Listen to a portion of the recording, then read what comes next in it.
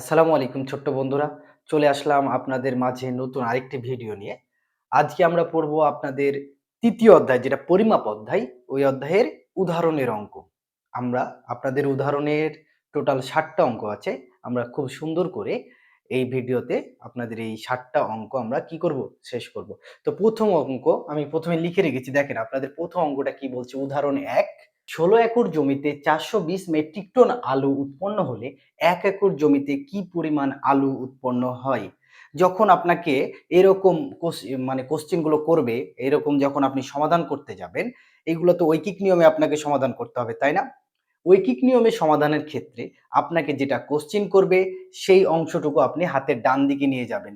দেখেন এখানে কি বলেছে? কি পরিমাণ আলু? তাহলে এটা হচ্ছে আপনাকে ডান দিকে নিয়ে যেতে হবে আলুর ইনফরমেশন গুলো। তাহলে কত? ৪২০ মেট্রিক টন আলু উৎপন্ন হয় না? এটা ডান দিকে, সবসময় ডানে। মানে যেটা আপনার কাছে চাইবে সেটা হাতের ডানে রাখার চেষ্টা করবেন। এটা একটা ট্রিক্স। ওকে? অঙ্কটা করলে আরো ক্লিয়ার হবে। দেখেন সুন্দর করে আমি করি। বলছে ১৬ একর জমিতে ৪২০ মেট্রিক টন আলু উৎপন্ন হয়। তাহলে এটা লিখুন ১৬ একর জমিতে আলু উৎপন্ন হয়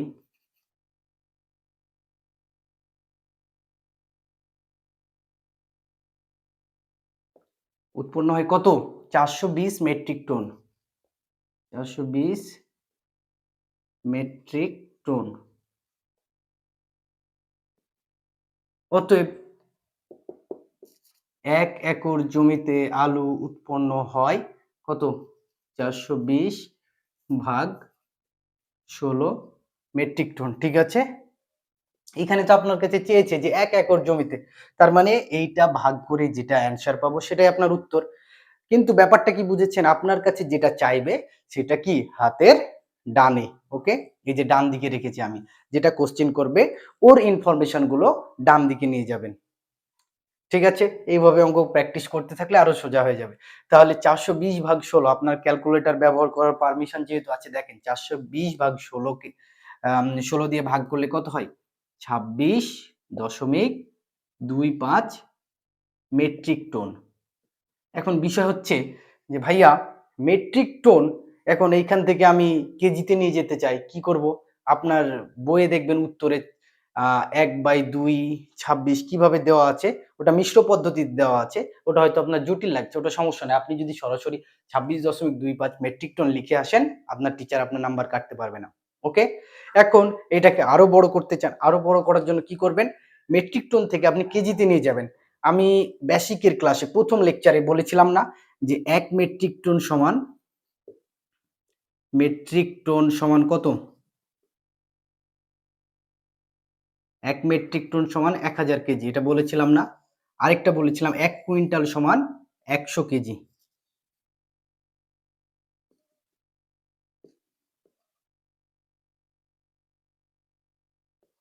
১০০ কেজি।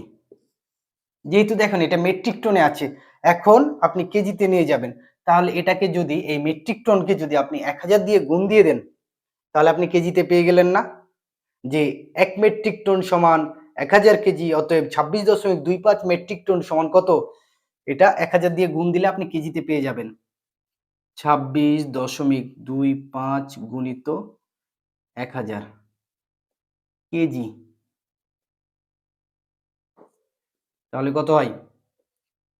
২৬.২৫০ কেজি। আপনার উত্তর কি? তাহলে আপনি ১ একর জমিতে কত? ২৬,২৫০ কেজি আলু উৎপন্ন করতে পারবেন। এখন এটাকে যদি আপনি কুইন্টালে নিয়ে আসতে চান, তাহলে কি করবেন? কি বলছে? ১ কুইন্টাল সমান ১০০ কেজি। তাহলে এটাকে যদি আপনি ১০০ দিয়ে ভাগ করেন, তাহলে আপনি কুইন্টাল পাচ্ছেন না? দেখেন ভালো করে ভেবে দেখেন যে আপনার কাছে এখন ২৬ কেজি ইনফরমেশন আছে। আপনি এখন কুইন্টালে আনতে চান, তাহলে কিভাবে কুইন্টালে আনবেন? এটাকে ১০০ দিয়ে ভাগ দিলেই কুইন্টাল হয়ে যাবে। ১০০ দিয়ে ভাগ দিলে কত হয়? ক্যালকুলেটরে দেখবেন ২৬.২৬২৫০ কুইন্টাল। Okay sir? তাহলে কত পেলাম? ২৬২.৫০ কুইন্টাল। ক্লিয়ার? ঠিক আছে। এবার আমরা দেখব আপনাদের উদাহরণ ২। উদাহরণ ২ কি বলছে দেখেন। রায়হান 1 একর জমিতে ধান চাষ করে 4 কুইন্টাল ধান পেয়েছে। প্রতি কেজি ধানে 400 গ্রাম চাল হলে সে কি পরিমাণ চাল পেল?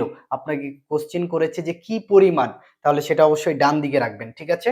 কি পরিমাণ চাল, চালের ইনফরমেশন গুলো ডান দিকে রাখবেন। তার আগে একটা কথা বলে নিই, আপনাকে তো বলেছি যে কি 1 কুইন্টাল সমান কত? 1 কুইন্টাল সমান 100 কেজি। এইখানে কত বলেছে? 4 কুইন্টাল। তাহলে অতএব 4 কুইন্টাল সমান কত? 4 কুইন্টাল সমান 100 গুণিত 4 কেজি। মানে কত? 400 কেজি। আপ আমি ইনফরমেশনটা কেজিতে নিয়ে নিলাম। কেন কেজিতে নিলাম? আপনাকে বলেছে প্রতি কেজি, প্রতি কেজি বলতে 1 কেজি বোঝেন। যে প্রতি কেজি ধানে 700 গ্রাম চাল পেলে সে কি পরিমাণ চাল পেল? অর্থাৎ প্রতি কেজি 1 কেজি ধানে 700 গ্রাম চাল পেলে সে 400 কেজি ধানে কতটুকু চাল পেল? খুব নরমাল। দেখেন 1 কেজি ধানে চাল পাই, ধানে চাল পেল কতটুকু? 700 গ্রাম। ঠিক আছে? অতএব 400 কেজি ধানে চাল পেল কত?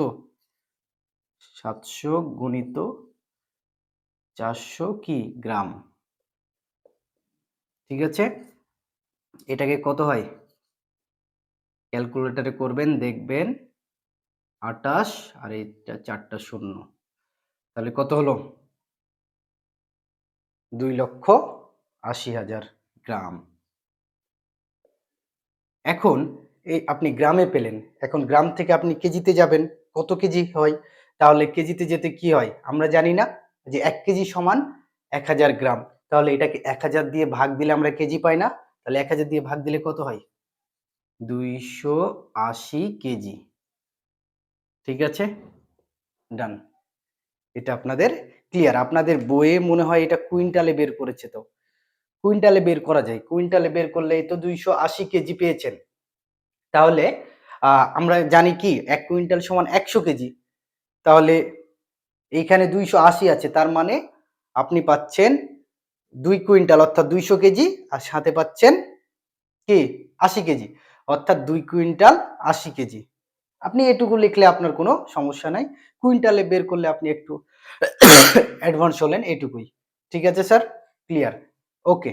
এবার আমরা দেখব আপনাদের উদাহরণ 3। উদাহরণ 3 এ কি বলছে দেখেন, যে একটি মোটর গাড়ি 10 লিটার ডিজেলে 80 কিলোমিটার যায়। 1 কিলোমিটার যেতে কি পরিমাণ ডিজেল লাগবে? আমি আগেই বলেছি যেটা চাইবে সেটা ডান দিকে। কি পরিমাণ ডিজেল? তাহলে কত, যে পরিমাণ ডিজেল আছে ওই ডিজেলের ইনফরমেশন কোন দিকে যাবে? হাতের ডান দিকে। ওকে? তাহলে লিখেন কি পরিমাণ ডিজেল লাগবে? তাহলে 80 কিমি যায় অর্থাৎ 80 কিলোমিটার যায় কত? 10 লিটার ডিজেলে। 10 লিটার ডিজেলে। অতএব কত? 1 কিলোমিটার যায় 10 ভাগ 80 লিটার ডিজেলে। ওকে? তাহলে এটাকে কি 10 ভাগ 80 করলে কত হয়? 0.125 125 লিটার ডিজেল। ঠিক আছে? এটা ডিজেলে। এটাকে এখন যেহেতু দশমিক চলে আসছে, আপনি এটাকে আরো ছোট করা যায়। কিভাবে ছোট করতে পারেন? বা দশমিক উঠাই দিতে পারেন। তাহলে এটা যেহেতু লিটারে আছে, এটাকে আপনি ছোট করে মিলিলিটারে নিয়ে আসতে পারেন। আপনার দেখবেন উদাহরণের অ্যান্সারে মিলিলিটারে দেওয়া আছে। তাহলে মিলিলিটারে দেওয়ার জন্য কি করতে হবে আপনাকে? 1000 দিয়ে গুণ করতে হবে। কেন 1000 দিয়ে গুণ করতে হবে? কারণ আমরা জানি 1 লিটার সমান 1000 মিলিলিটার। এগুলা লিখে রাখবেন যে 1 লিটার সমান 1000 মিলিলিটার। ওকে? এগুলো লিখে রাখবেন। ঠিক আছে? তাহলে সুন্দর করে 0.125 লিটারকে 1000 দিয়ে গুণ দিলে আপনি পাবেন কত? 125 মিলিলিটার। লিটার ডিজেলে ডিজেলে ওকে, এটাই আপনার অ্যান্সার। ওকে, এবার আমরা দেখব আপনাদের উদাহরণ ৪। উদাহরণ ৪ এ কি বলছে দেখেন, একটি ত্রিভুজাকার ভূমির দৈর্ঘ্য ৬ মিটার ও উচ্চতা ৪ মিটার। ত্রিভুজাকার ক্ষেত্রটির ক্ষেত্রফল কত? একদম সোজা। তার আগে একটু নরমাল বিষয়টা দেখে নিই। ত্রিভুজ ক্ষেত্র তো চেনেন সবাই। এই যে ত্রিভুজ, ত্রিভুজের এটাকে কি বলছি? ভূমি, তাই না? ভূমির দৈর্ঘ্য কত দিয়েছে? ৬ মিটার। এইটা হচ্ছে ৬ মিটার। আর উচ্চতা বলা হয় এই যে স্ট্রেট যে উচ্চতা, এইটাকে বলা হয় উচ্চতা। উচ্চতা কত? ৪ মিটার। ৪ মিটার, ঠিক আছে? তাহলে আমি পেয়ে গেছি কি? ভূমির দৈর্ঘ্য এবং উচ্চতা পেয়ে গেছি, তাই না? অর্থাৎ ভূমি পেয়ে গেছি, উচ্চতা পেয়ে গেছি। তাহলে আমরা প্রথম ক্লাসে জেনেছিলাম না, ত্রিভুজ ক্ষেত্রের ক্ষেত্রফল সমান হাফ গুণিত ভূমি গুণিত উচ্চতা। ঠিক আছে না? সুন্দর করে আমরা লিখতে পারি যে ত্রিভুজ ক্ষেত্রের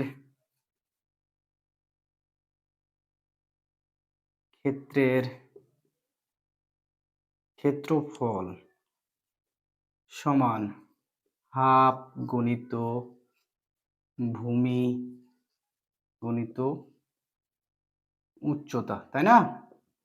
আপনি হাফ দিয়ে দিলেন। ভূমি কত পেয়েছেন? ভূমি ৬ মিটার। ৬ গুণিত উচ্চতা কত? উচ্চতা হচ্ছে ৪ মিটার। ৪ মিটার। সুন্দর করে ক্ষেত্রফলের ক্ষেত্রে আমি সবসময় বলেছি না যে বর্গমিটারে অ্যান্সার করতে হবে? ওইখানে ভালো করে দেখেন যে এত ক্ষেত্রফল ব্যাপারই যখন চলে আসবে তখন এখানে কি হয়ে যাবে? বর্গমিটার। তাহলে সুন্দর করে গুণ করেন। এটা ক্যালকুলেটর করবেন। কি ৬ আর ৪ গুণ করলে কত হয়? ৪ ৬ ২৪। ২৪ কে ২ দিয়ে ভাগ দিলে ১২। ১২ বর্গ মিটার। ক্লিয়ার? ঠিক আছে। এবার আমরা দেখব আপনাদের উদাহরণ ৫। তো অঙ্কটি আমি তুললাম না, বই থেকেই দেখি। বইটা আপনারা সামনে রাখেন। আপনাদের বইয়ে কি বলছে দেখেন যে একটি ত্রিভুজাকৃতি জমির ক্ষেত্রফল ৪১৬ বর্গমিটার, এর ভূমি ১৮ মিটার হলে উচ্চতা নির্ণয় করো। জটিল লাগছে কিন্তু সোজা। কি আপনার কাছে ইনফরমেশন যা আছে সেটা নিয়ে মাঠে নেমে পড়বেন। আপনি জানেন যে ত্রিভুজ ক্ষেত্রের ক্ষেত্রফল সমান হাফ গুণ ভূমি গুণিত উচ্চতা, তাই না? ওটাই লিখে নেন। আমরা জানি আমরা জানি ত্রিভুজ ক্ষেত্রের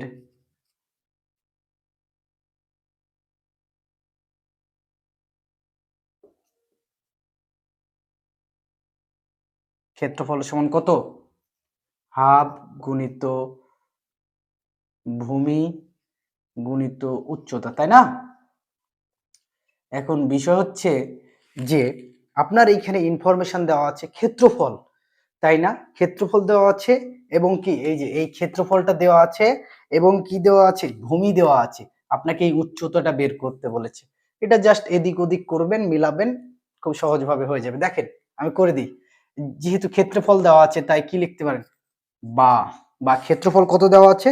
আপনার ক্ষেত্রফল দেওয়া আছে ২১৬ বর্গমিটার। ২১৬ ক্ষেত্রফল লিখলাম ইকুয়াল টু হাফ গুণিত ভূমি কত দেওয়া আছে? ভূমি দেওয়া আছে ১৮ মিটার, তাই না? ১৮। আপনার উচ্চতা দেওয়া নাই। উচ্চতাটাই তো বের করতে বলেছে, তাই না? তাহলে উচ্চতাটাকে রেখে দেই। উচ্চতা। ওকে। এবার সুন্দর করে এদিক ওদিক করে সমাধান করেন, দেখবেন হয়ে গেছে।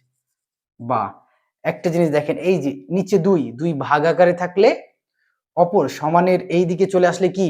গুণ আকারে হয়ে যায়। দেখেন ২ ভাগ আকারে আছে, এদিকে আসলে কি? গুণ আকারে হয়ে যাবে। তাহলে ২১৬ গুণিত ২, ঠিক আছে? ইকুয়াল টু এটা হয়ে গেল। আর ১ এর তো কাজ নাই। ১৮ গণিত উচ্চতা। আমি একটু ডিটেইলে করছি যাতে আপনাদের সোজা হয়। ঠিক আছে? এবার দেখেন ১৮ উচ্চতার সাথে গুণ আকারে আছে। তাহলে এই দিকে আসলে ভাগ আকারে হবে না? বা কি ২১৬ গুণিত ২ ডিভাইড বাই ১৮ ইকুয়াল টু উচ্চতা। সুন্দর করে এখন আপনি এই উচ্চতাকে এদিকে নিয়ে আসলেও যা, ওইদিকে নিয়ে আসলেও তা। সুন্দর করে লিখবেন অতএব উচ্চতা সমান কত? এইটা ক্যালকুলেটরে ক্যালকুলেশন করবেন। তাহলে ক্যালকুলেটরে করবেন। কিভাবে করবেন দেখেন। ২১৬ গুণিত ২১৬ গুণিত ২, ২১৬ গুণিত ২ ভাগ কত? ১৮। কত আসছে? ২৪। দেখেন উচ্চতা ২৪ চলে আসছে। সুন্দর করে ২৪ মিটার। তাহলে উত্তর কত? ২৪ মিটার। ঠিক আছে? ওকে। এবার আমরা দেখব আপনাদের উদাহরণ ৬। ঠিক আছে? উদাহরণ ৬ টা কিন্তু মজাদার। একটু মনোযোগ দিয়ে দেখতে হবে। ওকে? উদাহরণ ৬ দেখেন। উদাহরণ ৬ সুন্দর করে মাথা ঠান্ডা রাখেন। উদাহরণ ৬ টা বুঝতে পারলে আপনার অনেক কিছু সোজা হয়ে যাবে। কারণ এই উদাহরণ ৬ এর মতোই করেই আপনার হচ্ছে ম্যাক্সিমাম কোশ্চেন করা হয়। ওকে? ঠিক আছে দেখেন। তাহলে উদাহরণ ৬ এ কি বলছে? যে পাড় সহ একটি পুকুরের দৈর্ঘ্য ৮০ মিটার, প্রস্থ ৫০ মিটার। যদি পুকুরের প্রত্যেক পাড়ের বিস্তার ৪ মিটার হয় তবে পুকুর পাড়ের ক্ষেত্রফল কত? একটু জটিল লাগছে। ঠিক আছে সমস্যা নাই আমি সহজ করে দিচ্ছি। এই যে দেখেন বইয়ে খুব সুন্দর করে চিত্র আঁকা আছে। চিত্রটা তৈরি করেন আগে।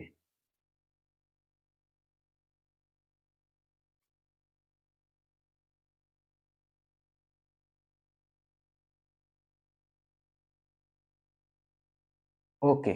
তাহলে দেখেন কত দেওয়া আছে এইদিকে ৮০ মিটার। ৮০ মিটার কি? দৈর্ঘ্য। এই দৈর্ঘ্য ৮০ মিটার মানে এটাও ৮০ মিটার। প্রস্থ কত দেওয়া আছে? প্রস্থ দেওয়া আছে ৫০ মিটার, তাই না? ৫০ মিটার, এইদিকেও ৫০ মিটার। ওকে।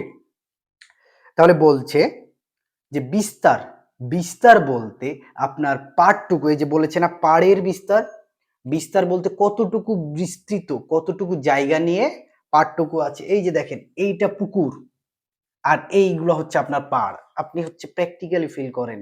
বাইরে যেটা গ্রামে বা এলাকায় যেটা দেখতে পান, পুকুর দেখতে পান না, তারপর পাড় দেখতে পান না, ওটাই।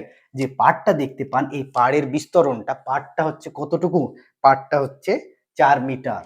এই যে এই পাড়টুকু, এটুকু হচ্ছে ৪ মিটার। আর এটাকে আমরা কি বলছি? বিস্তার বলছি। উভয় দিকে ৪ মিটার। ঠিক আছে? এইদিকে ৪ মিটার, এইদিকে ৪ মিটার, এইদিকেও ৪ মিটার, এইদিকেও ৪ মিটার। ক্লিয়ার? এখন ঠিক আছে। এখন সুন্দর করে আপনার কাছে কোশ্চেন কি চেয়েছে? যে পুকুর পাড়ের ক্ষেত্রফল কত? পুকুর পাড়ের ক্ষেত্রফল, পাড়ের ক্ষেত্রফল বলতে আপনার এইটুকুর, এই যে এইগুলার ক্ষেত্রফল চেয়েছে। তো এটা বের করার জন্য প্রসেসটা হচ্ছে আপনাকে এই যে পুকুর কতটুকু অংশ নিয়ে আছে এই অংশটুকুর ক্ষেত্রফল বের করতে হবে এবং পাড়ের বাইরের যে ক্ষেত্রফলটা, বাইরে দিয়ে তো একটা বাউন্ডারি গেছে তাই না? বাইরের কতটুকু ক্ষেত্রফল দিয়ে বাইরের টুকু ক্ষেত্রফল আর ভেতরের ক্ষেত্রফল দুইটাকে বাদ দিয়ে দিলে মাঝের টুকু থাকে না, এই মাঝের টুকু বের করতে হবে। জটিল? আচ্ছা জটিলের কিছু নাই, আরো সহজ হয়ে যাবে। আমি অঙ্কটা করি দেখেন কি বলছে। পাড় বাদে পুকুরের দৈর্ঘ্য, পাড় বাদে পুকুরের দৈর্ঘ্য,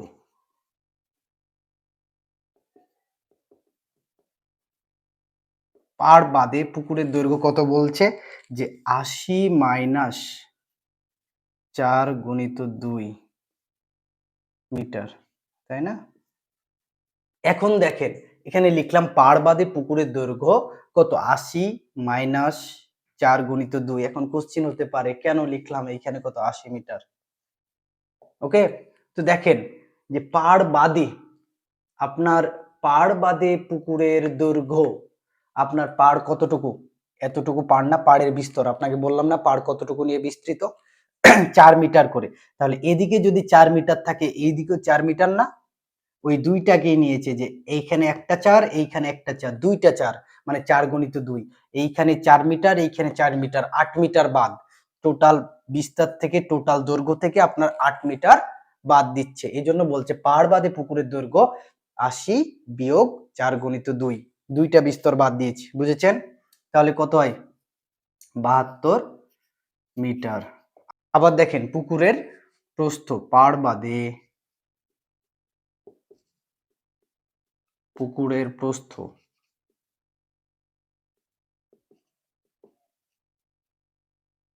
প্রস্থ সমান কত? পুকুরের প্রস্থ কত ছিল? এদিকে 50 মিটার ছিল না? প্রস্থ 50 বিয়োগ এইদিকে 4 মিটার, এইদিকেও 4 মিটার, এই দিক থেকেও কত? 8 মিটার বাদ, তাই না? তাহলে 4 গুণিত 2 এত মিটার ইকুয়াল টু কত হচ্ছে? 42 মিটার। তাহলে আপনি পাড় বাদে দৈর্ঘ্য পেলেন, পাড় বাদে প্রস্থ পেলেন। তাহলে পাড় বাদে ক্ষেত্রফলটা বের করে নেন। অতএব পাড় বাদে ক্ষেত্রফল, পাড় বাদে ক্ষেত্রফল, পুকুরের ক্ষেত্রফল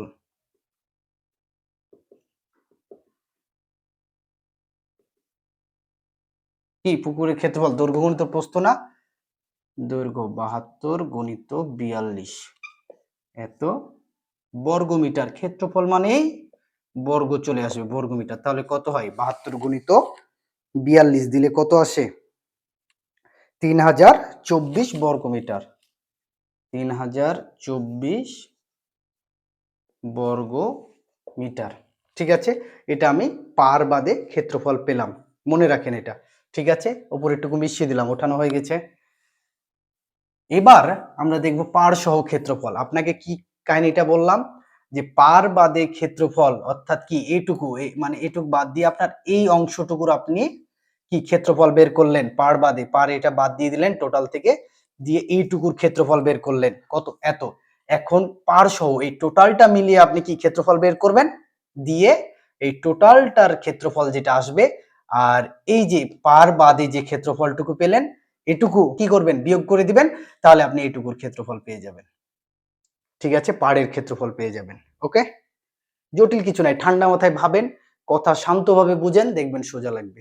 ওকে, এবার দেখেন তাহলে কি লিখতে পারি, যে পাড় সহ পুকুরের ক্ষেত্রফল, পাড় সহ পুকুরের ক্ষেত্রফল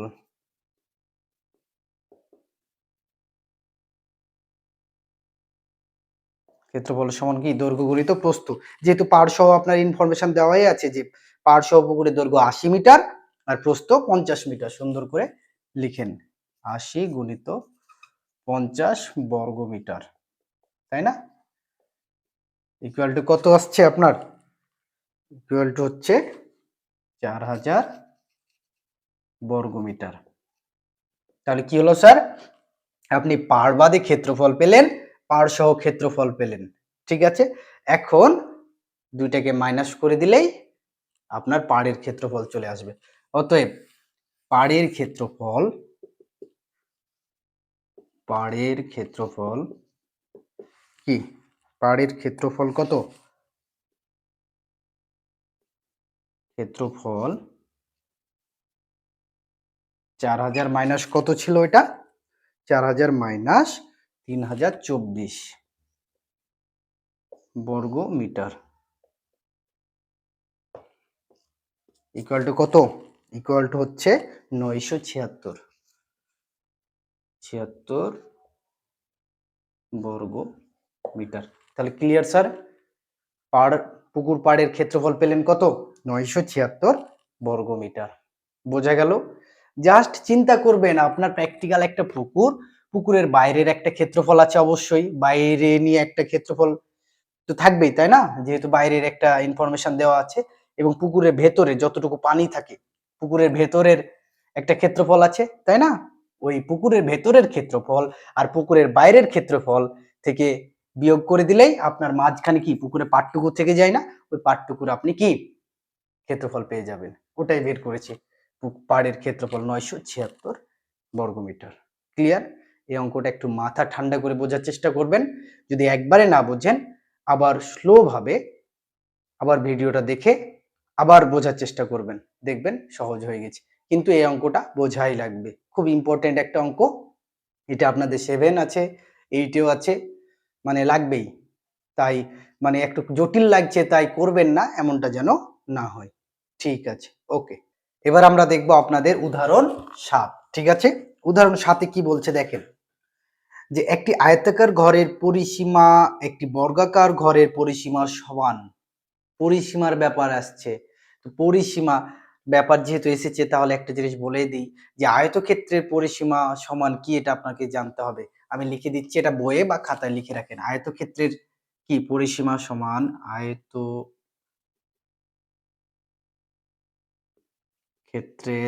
পরিসীমা ইকুয়াল টু 2 ইন্টু দৈর্ঘ্য যোগ প্রস্থ। ঠিক আছে স্যার, এটা লিখে রাখেন আপনাদের বইয়ে কিংবা কি খাতায়। ঠিক আছে, এবার দেখেন যে আয়তাকার ঘরের দৈর্ঘ্য প্রস্থের 3 গুণ। আমি আবার পড়ছি, দেখেন যে একটি আয়তাকার ঘরের পরিসীমা একটি বর্গাকার ঘরের পরিসীমার সমান। যে আয়তাকার ঘরের যেটা পরিসীমা, আয়তাকার একটা ঘর, আগে বুঝবেন সৃজনশীলে কি বলছে। এটা ধরেন আয়তাকার ঘর, আর এটা হচ্ছে চারকোনা বর্গাকার ঘর, এই দুইটা সমান, এরকমই ব্যাপার বলছে। দেখবো আমরা পরে, সমস্যা নাই। দেখেন বলছে আয়তাকার ঘরের দৈর্ঘ্য প্রস্থের 3 গুণ।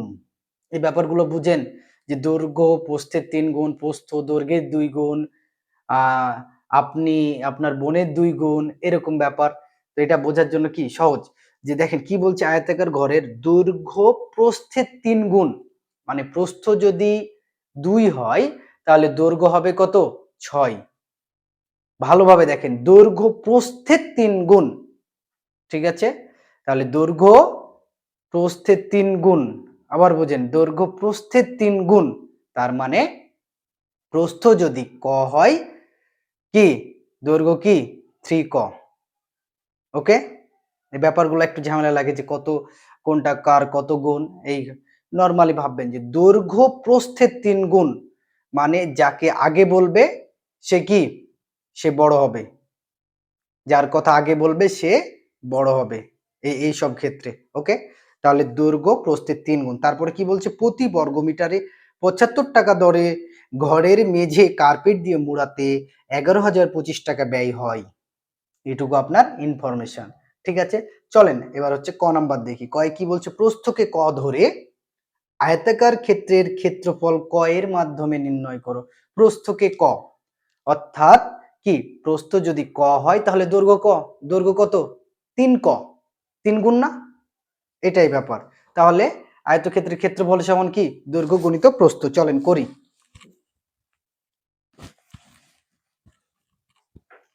7 ক, যে কি বলছে, যে মনে করি আয়তঘরের প্রস্থ মনে করি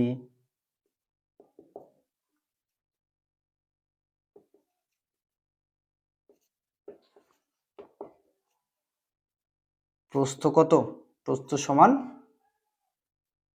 ক মিটার। অতএব আয়তঘরের দৈর্ঘ্য কত হবে? দৈর্ঘ্য 3 গুণ বলেনি, দৈর্ঘ্য প্রস্থের 3 গুণ, অর্থাৎ কি 3 ক মিটার। অতএব আয়তঘরের ক্ষেত্রফল সমান কি, দৈর্ঘ্য গুণিত প্রস্থ না, দৈর্ঘ্য কত 3 ক গুণিত প্রস্থ কত ক, ক্ষেত্রফল মানে কি বর্গ মিটার। ওকে, তাহলে কত আসলো 3, আর ক ক গুণ করলে এই ক, ক বা ধরেন এক্স বা ওয়াই, এই চলকগুলো চলক চলক গুণ করলে স্কোয়ার হয়ে যায়। যেমন ওয়াই ওয়াই গুণ করলে ওয়াই স্কোয়ার, এক্স এক্স গুণ করলে এক্স স্কোয়ার, ক ক গুণ করলে তাহলে কি ক স্কোয়ার। ক স্কোয়ার কি বর্গ মিটার। ঠিক আছে, এটা আপনার কি কয়ে পেলাম। তারপরে দেখেন ক্ষয়ে কি বলছে, যে আয়তাকার ঘরের দৈর্ঘ্য ও প্রস্থ নির্ণয় করি। এখন আপনার একটু জটিল লাগছে যে আয়তাকার ঘরের দৈর্ঘ্য প্রস্থ কিভাবে নির্ণয় করব, এইখানে তো কিছুই দেওয়া নাই, কিন্তু এইখানে একটা ইনফরমেশন দেওয়া আছে। আপনাকে অঙ্ক সলভ করার আগে অবশ্যই উদ্দীপক ভালো করে পড়তে হবে। আপনার শেষের লাইনটা পড়েন ভালো করে, যে প্রতি বর্গমিটারে, আপনি বর্গমিটার পেয়েছেন, প্রতি বর্গমিটার মানে কি 1 বর্গমিটার, বর্গমিটার পেয়েছেন মানে এটা ক্ষেত্রফলের এখানে ব্যাপার আছে, তাই না? তো আপনি যদি ক্ষেত্রফল পেয়ে যান, তাহলে ওইদিকে দৈর্ঘ্য গুণিত প্রস্থ, তাই না? যে এইদিকে আপনি প্রতি বর্গমিটার, এই বর্গমিটার ব্যাপার থেকে যে ইনফরমেশন দেওয়া আছে, প্রতি বর্গমিটারে 75 টাকা দরে ঘরের মেঝে কার্পেট দিয়ে মুড়াতে এত টাকা খরচ হয়, এইখান থেকে যদি আপনি কোনো রকম এই যে বর্গমিটারের ক্ষেত্রফলটা নিয়ে আসতে পারেন, যে এইখান থেকে প্রতি বর্গমিটার এখানে ক্ষেত্রফল আসবে, আমি দেখাচ্ছি। ক্ষেত্রফলটা যদি পান আর এই দিকে আপনি চলক দিয়ে ক্ষেত্রফল পেলেন, এই ক্ষেত্রফল সমান না? ব্যাপারটা সহজভাবে পাবেন। দেখেন আমি করে দিচ্ছি, আরো সোজা লাগবে।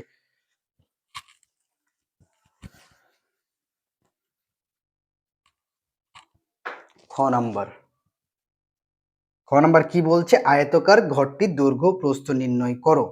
বলছে ঘরটিতে 75 টাকা খরচ হয় 1 বর্গমিটার মেঝে মোড়াতে, তাই না? তাহলে লিখেন প্রতি বর্গমিটার, যেহেতু আপনার ক্ষেত্রফল দরকার, তাহলে ক্ষেত্রফলটা কোন দিকে যাবে? ক্ষেত্রফলের ইনফরমেশন যাবে ডান দিকে। সুন্দর করে লিখেন যে কি 75 টাকা খরচ হয় 1 বর্গমিটারে। 75 টাকা খরচ হয় 1 বর্গমিটারে। অতএব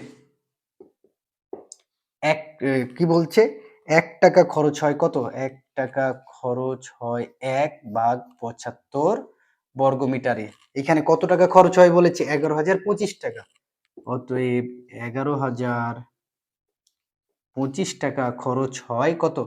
1 গুণিত 11,025 ডিভাইড বাই 75 কি বর্গমিটারে।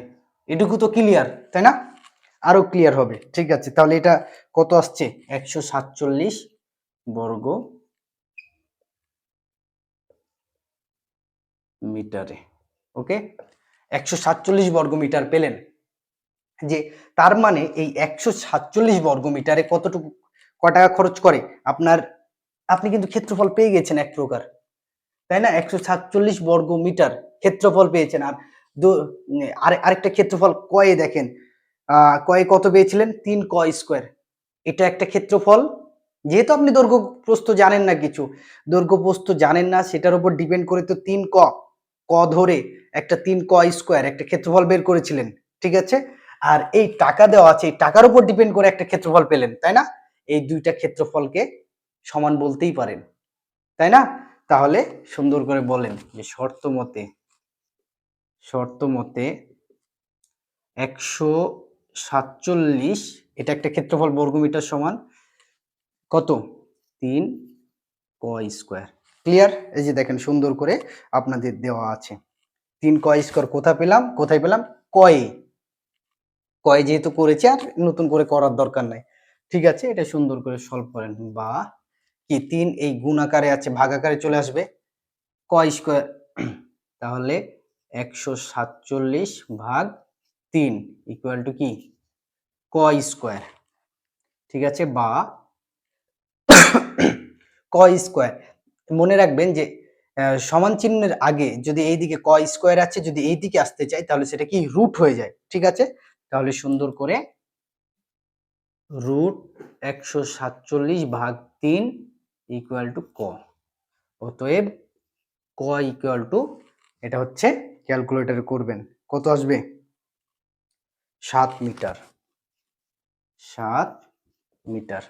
ঠিক আছে স্যার, আপনি ক পেলেন 7 মিটার। ক কি ধরেছিলেন? আয়তক্ষেত্রের প্রস্থ ধরেছিলেন না ক? তাহলে কি আমরা অতএব বলতে পারি, অতএব আয়তঘরের কি প্রস্থ, আয়তঘরের প্রস্থ লিখবেন, আয়তঘরের প্রস্থ, আমি জাস্ট প্রস্থটা লিখলাম, প্রস্থ সমান 7 মিটার। তাহলে দৈর্ঘ্য কত হচ্ছে? দৈর্ঘ্য 3 ক পেয়েছিলেন না? তাহলে অতএব আয়তঘরের দৈর্ঘ্য ইকুয়াল টু 3 গুণিত কয়ের জায়গায় কত? 7 বসাবেন, এত মিটার, 21 মিটার।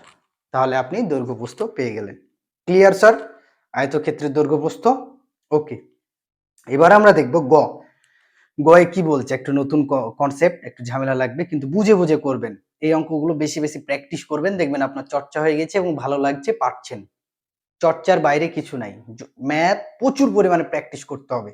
দেখেন গ নম্বরে কি বলছে যে 40 সেন্টিমিটার বর্গাকার টাইলস দ্বারা বর্গাকার ঘরের মেঝে ঢাকতে কয়টি টাইলস লাগবে?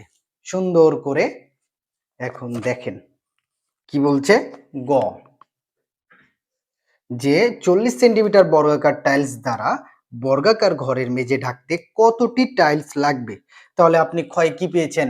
খ হতে পাই খ হতে পাই আয়তঘরের দৈর্ঘ্য কত 21 মিটার, আয়তঘরের প্রস্থ, এইগুলো ডিটেলে করবেন, আমি জাস্ট এখন আপনাকে বোঝাচ্ছি।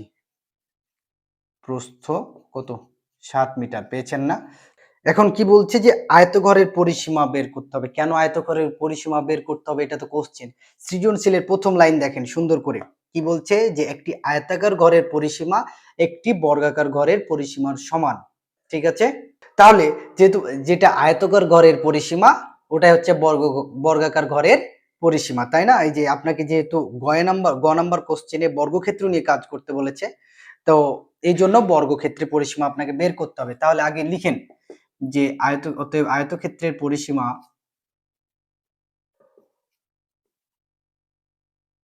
ক্ষেত্রের পরিসীমা কি বলেছিলাম, 2 ইন্টু দৈর্ঘ্য যোগ প্রস্থ। ঠিক আছে না? তাহলে 2 দৈর্ঘ্য কত 21 যোগ 7 এত মিটার, তাহলে কত হয় 28 56 মিটার পরিসীমা পেলেন।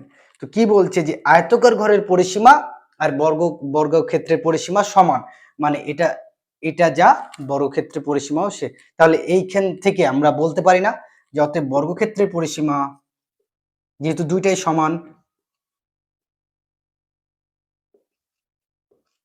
পরিসীমা 56 মিটার। ওকে, বর্গক্ষেত্রের বাহুর দৈর্ঘ্য, অতএব বর্গক্ষেত্রের বাহুর দৈর্ঘ্য পরিসীমা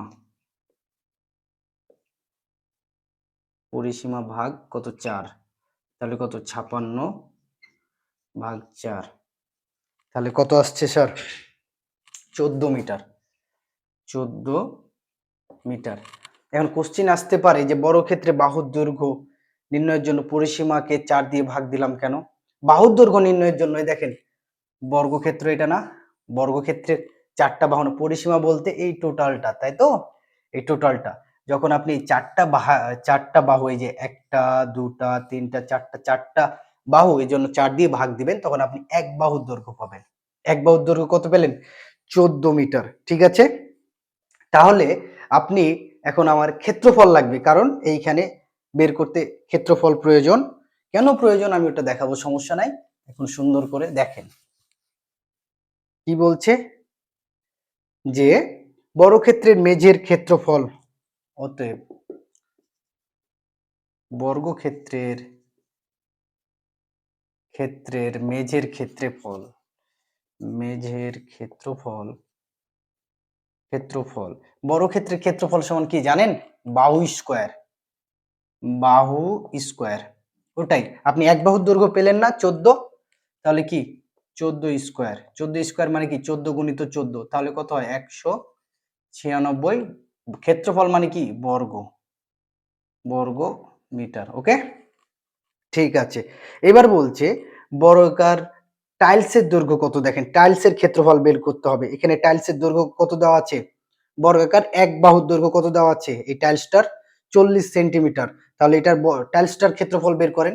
টাইলসের ক্ষেত্রফল যা আসবে আর বর্গাকার মেঝের ক্ষেত্রফল যেটা আসবে ওটাকে ভাগ করে দিলেই আপনার যেটা অ্যান্সার আসবে ওটাই, অতগুলোই আপনার টাইলস প্রয়োজন। ঠিক আছে, এই যে দেখেন সুন্দর করে কি বলছে যে বর্গাকার পাথরের ক্ষেত্রফল অর্থাৎ বর্গাকার টাইলসের ক্ষেত্রফল, লেখেন বর্গাকার পাথরের ক্ষেত্রফল সমান কত দেওয়া আছে আপনার 40 সেন্টিমিটার, তাই না? এক বাহু মানে এখানে বাহু স্কয়ার, বর্গক্ষেত্রের ক্ষেত্রফল মানে বাহু স্কয়ার মনে রাখবেন। 40 সেন্টিমিটার, 40 সেন্টিমিটার, তাহলে এখানে কি বর্গ সেন্টিমিটারে আসবে না? আপনি এটাকে কি করতে পারেন, 100 দিয়ে ভাগ দিয়ে দিলে সেটা কি মিটারে চলে আসবে। তাহলে সুন্দর করে এখানে 0.4 স্কয়ার দিবেন, তাহলে কি মিটারে পাবেন এত বর্গ মিটার সবগুলো যেহেতু বর্গমিটার, চেষ্টা করবেন বর্গমিটারে আনতে, না হলে ভুল হয়ে যাবে। ঠিক আছে, তাহলে 0.4 মিটারকে স্কোয়ার করলে কত আসছে? 0.16 বর্গ মিটার। এটা পেলেন একটা বর্গমিটার, এটা একটা পেলেন ক্ষেত্রফল, অর্থাৎ এটা একটা ক্ষেত্রফল, মেঝের ক্ষেত্রফল একটা পেয়েছেন, আর বর্গাকার পাথরের ক্ষেত্রফল একটা পেয়েছেন। এখন এই যে মেঝে ঢাকতে কতগুলো টাইলস প্রয়োজন, সুন্দর করে বড়টা দিয়ে ছোটটা ভাগ দিয়ে দিলেই আপনি কি পেয়ে যাবেন, কতটি টাইলস প্রয়োজন আপনি পেয়ে যাবেন। ঠিক আছে স্যার, তাহলে দেখেন, অতএব টাইলস অতএব টাইলস প্রয়োজন সমান 196 ভাগ 196 ভাগ কত? 0.16। সুন্দর করে যেভাবে আছে এইভাবে, যেহেতু ক্যালকুলেটর ব্যবহার করতে পান সেহেতু চিন্তার কারণ নাই। সুন্দর করে 16 ইকুয়াল টু কতটি আসছে? 1225টি। বোঝা গেল স্যার? তাহলে আপনি কতগুলো টাইলস প্রয়োজন? 1225টি। অঙ্কটা একটু জটিল লাগলো, তবে আরেকবার ভিডিওটা প্রয়োজনে দেখেন এবং কয়েকবার খাতায় প্র্যাকটিস করেন, দেখবেন আপনার মজা লাগছে এবং বুঝতে পারছেন সহজেই। চিন্তিত হওয়ার কারণ নাই, আর এইসব অঙ্ক কি এড়িয়ে যাবেন না। ঠিক আছে, এরই মাধ্যমে আপনাদের উদাহরণের অঙ্কগুলো শেষ করলাম। এরপরে ভিডিওতে ইনশাআল্লাহ অনুশীলনের অঙ্ক দিব আপনাদের। ততক্ষণ পর্যন্ত ভালো থাকবেন, সুস্থ থাকবেন। আসসালামু আলাইকুম। আর হচ্ছে ভিডিওর নিচে যদি ভালো লাগে তাহলে কমেন্ট করতে পারেন। কমেন্ট করলে আমি যে ভিডিওগুলো তৈরি করার জন্য উৎসাহ পাই। ঠিক আছে স্যার? ওকে, আল্লাহ হাফেজ।